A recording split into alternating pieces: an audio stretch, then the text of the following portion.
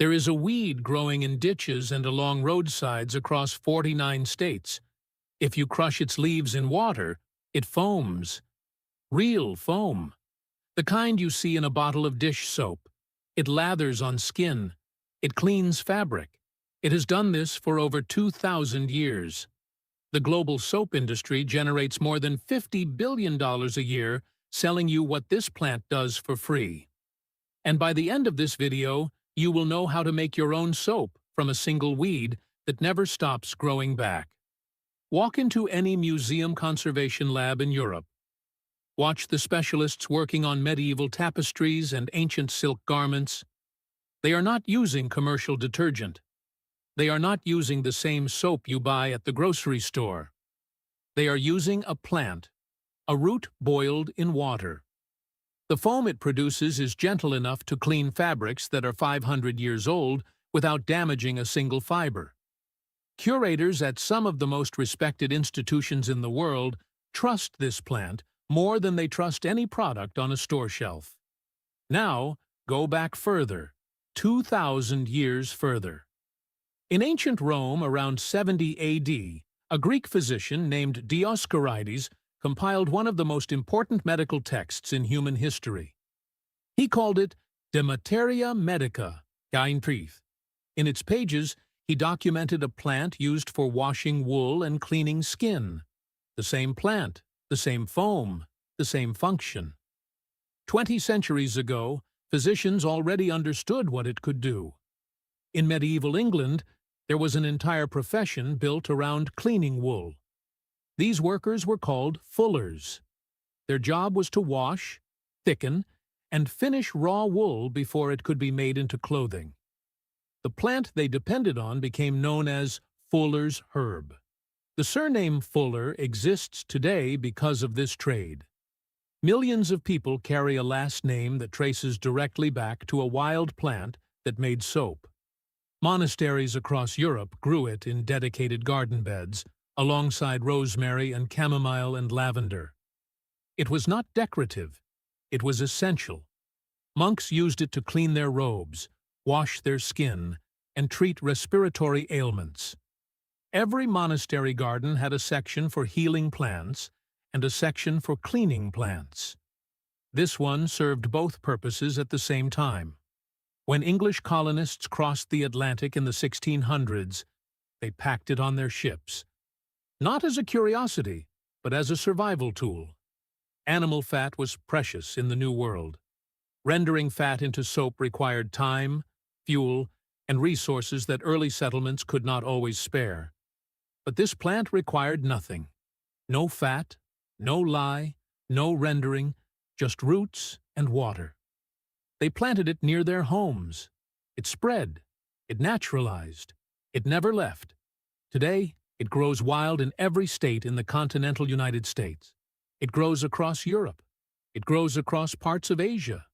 It lines highways and railroad tracks and abandoned lots and the edges of suburban lawns.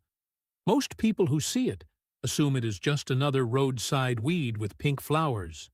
They mow over it, they spray it, they pull it out, and throw it away. For centuries, this was how much of the world cleaned itself. Then, something changed. The first shift came during World War I. Animal fats and plant oils were suddenly diverted to military production. Glycerin, a byproduct of soap making, was essential for manufacturing explosives. Governments rationed fats. Civilians had less and less to make soap with. The shortage created a gap, and the chemical industry filled it. German chemists developed the first synthetic detergents from petroleum byproducts. They were not better than plant-based alternatives. They were simply available. That was enough. World War II repeated the pattern on a larger scale. Fat rationing expanded. Synthetic production scaled up. Factories that had been making chemicals for wartime found peacetime markets in household cleaning products. In 1946, Procter & Gamble launched Tide, the first heavy-duty synthetic laundry detergent. It was marketed as modern, scientific, and a leap forward from what your grandmother used.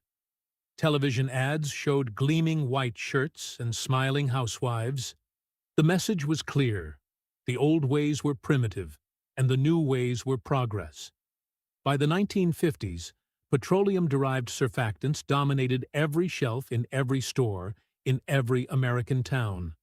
The plant that had foamed for free for 2,000 years was not banned. Nobody passed a law against it. It was simply made invisible, replaced by marketing budgets, factory scale, and the relentless repetition of brand names on television screens. The plant is called soapwort. Its botanical name is Saponaria officinalis. Some people call it bouncing bet. Others still call it fuller's herb. The name saponaria comes directly from the Latin word sapo, meaning soap. Botanists named this plant after the product it creates because the connection was so obvious that no other name made sense. Today, the global soap and detergent market exceeds $52 billion. Two corporations, Unilever and Procter & Gamble, control roughly a third of it.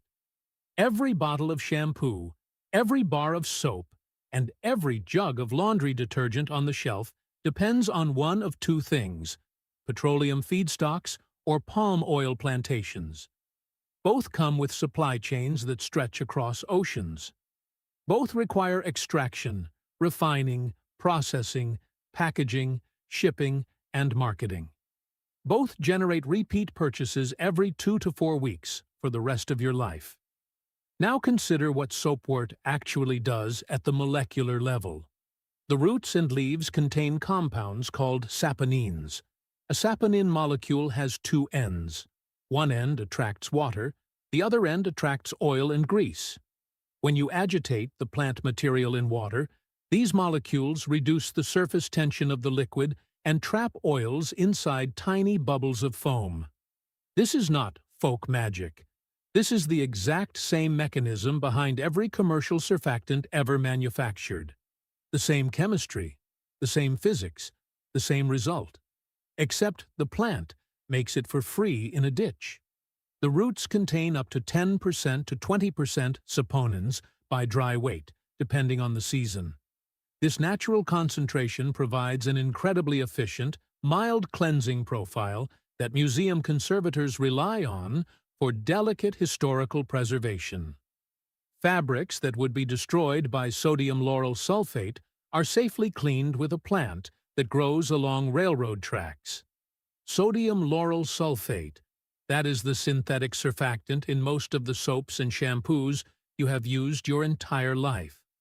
SLS, it is derived from petroleum or palm kernel oil. It is cheap to manufacture and it foams aggressively. That is why every corporation uses it.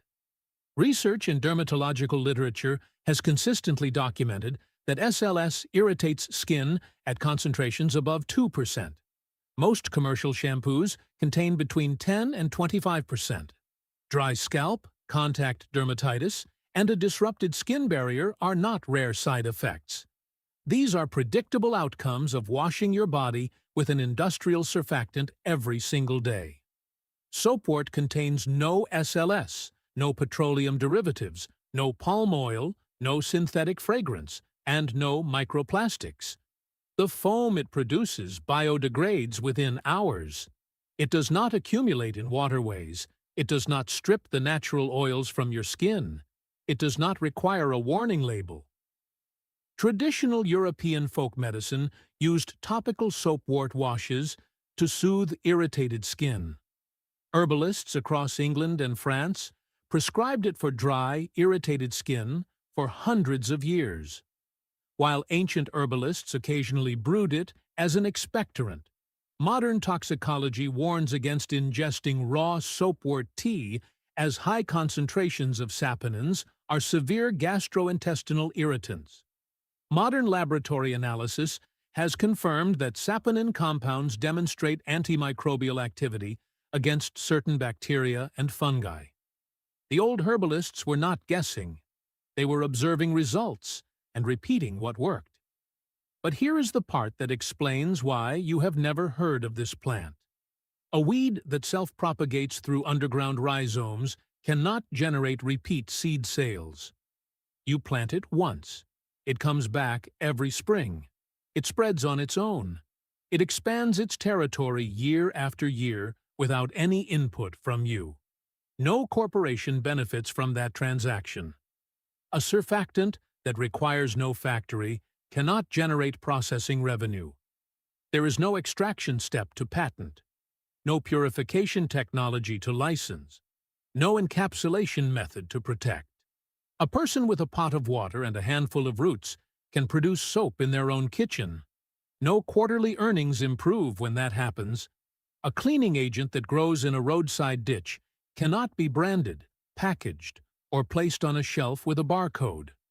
It cannot be advertised during commercial breaks.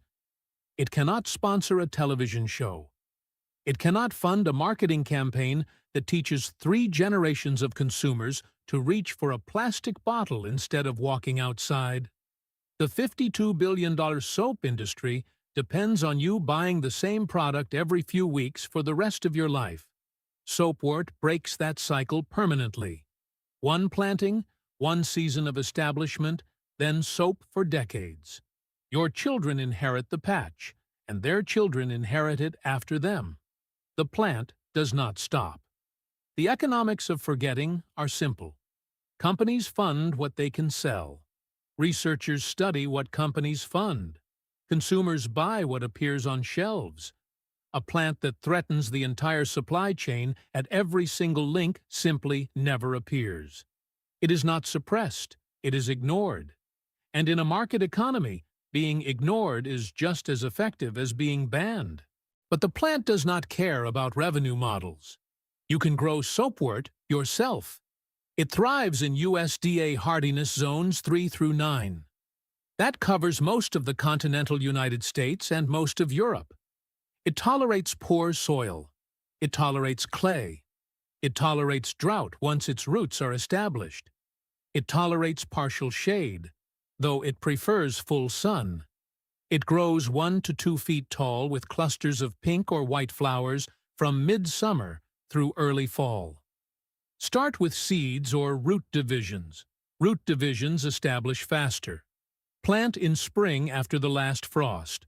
Space them about 12 inches apart. Water during the first season while the roots settle in.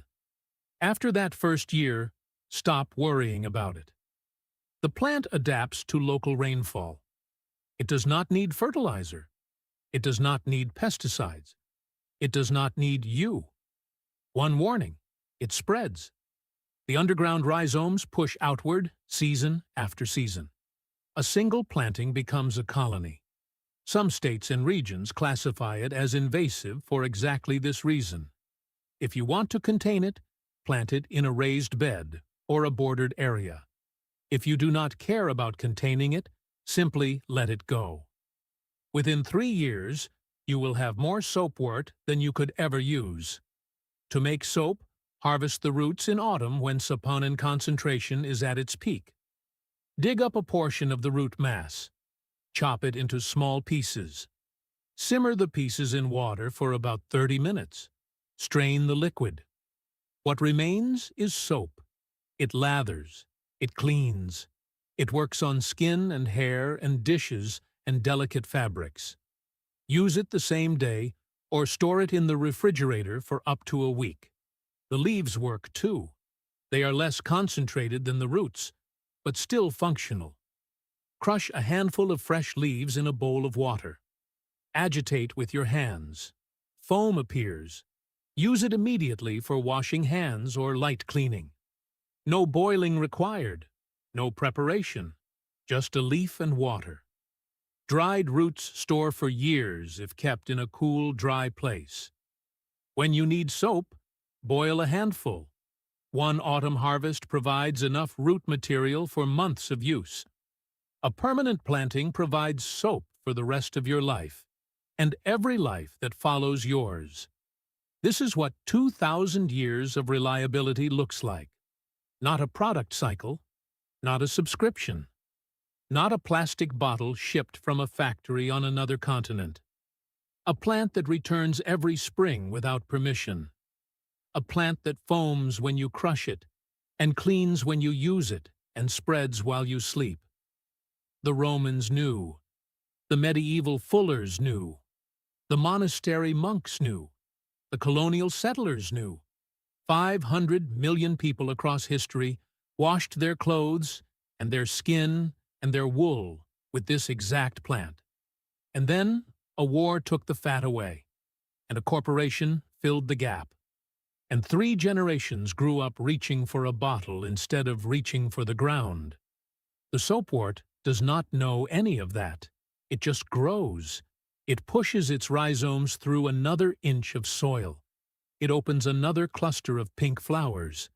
It fills its roots with saponins and waits for water. It has been doing this since before Rome, and it will keep doing it long after the last bottle of shampoo dissolves in a landfill.